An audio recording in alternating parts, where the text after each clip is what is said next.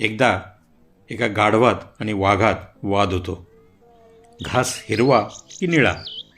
वाघ म्हणतो घास हिरवा आहे, तर गाढव म्हणतं नाही, घास निळा आहे.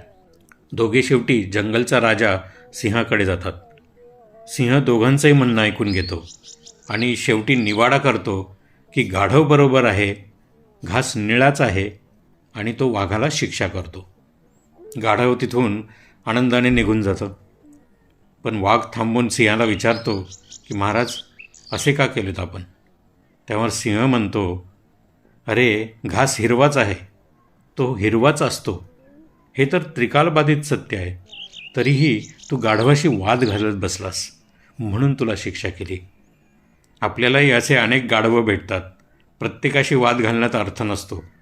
त्यांनी करून घेतलेल्या समजुतीवर खुश राहू द्या. बघा, पटतंय का?